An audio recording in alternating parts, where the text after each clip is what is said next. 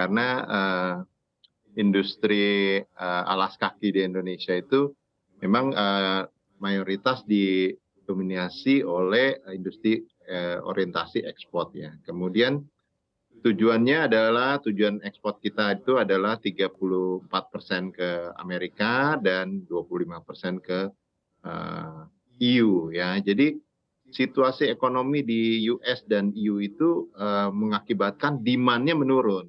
Karena demand menurun, sehingga permintaan produksi dan kapasitas yang diinginkan itu dari Indonesia juga menurun.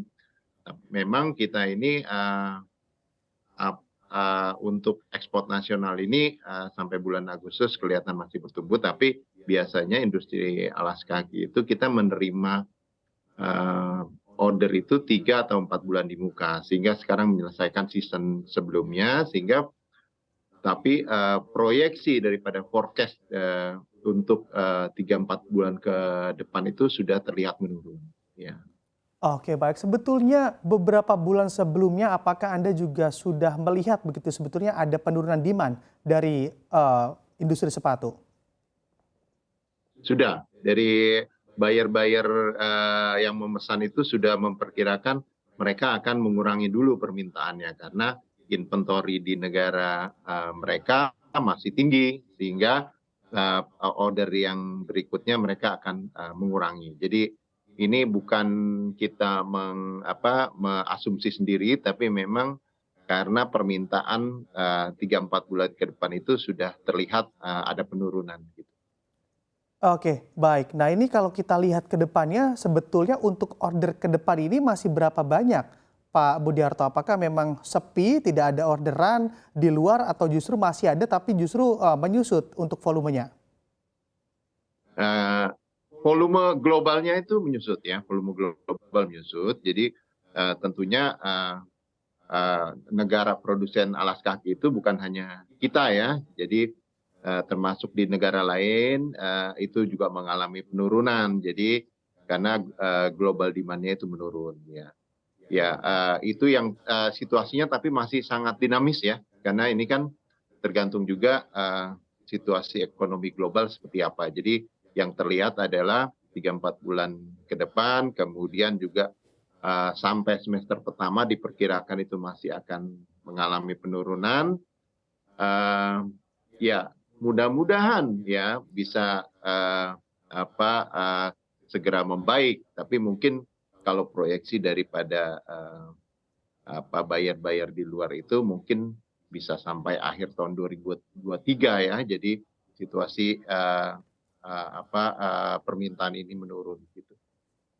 Oke, baik. Pak Budiarto mengamati gejolak ekonomi global yang mana juga demand-nya untuk alas kaki atau industri alas kaki ini juga ikut menurun. Sebetulnya negara tujuan ekspor terbesar dari industri alas kaki ini ke negara mana sih, Pak? Kalau ekspor kita yang paling besar ke US ya 34%, kemudian ke EU itu 25%, itu sudah sekitar 60% daripada negara tujuan ekspor kita. Ya. Oke, berarti tertingginya ke US begitu ya, walaupun US sendiri Betul. dikhawatirkan juga mengalami perlambatan ekonomi. Dan kalau dilihat juga dari data yang kami peroleh kan sudah sebanyak 22.500 orang pekerja di PHK. Anda melihatnya atau menurut data dari Apresindo sendiri sudah berapa banyak saat ini? Ya, kurang lebih karena dari anggota-anggota itu kan ada yang sudah mulai PHK, ada yang berapa ratus, ada yang 1.000, kira-kira 20 ribuan. Perkiraan kita itu memang yang sudah terjadi ya. Oke, baik. Pak Budi, ini kan sudah ada 20.000 lebih karyawan di PHK begitu. Apa sebelumnya juga tidak ada pembicaraan terlebih dahulu yang mana juga menjadi PHK adalah jalan satu-satunya bagi perusahaan? Sebenarnya PHK itu jalan terakhir ya. Jadi sebenarnya sebagai pengusaha tentunya kalau ada bisnisnya tidak mungkin mau PHK, pasti mau mengerjakan bisnis.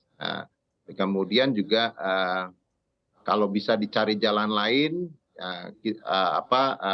tentunya kita tidak menginginkan PHK karena tentunya kalau memang ada jalan lain, misalnya masih bisa di-keep dengan cara yang lebih baik, itu mungkin kita berusaha menghindar ya. Jadi PHK ini karena pengusaha harus tetap menyeimbangkan ya antara pemasukan dan pengeluaran supaya bisa bertahan terutama di situasi krisis ini. Ya, jadi kalau memang sudah tidak ada dan harus menyeimbangkan antara pemasukan dan pengeluaran ya, jalan terakhir memang mau tidak mau harus dilakukan gitu.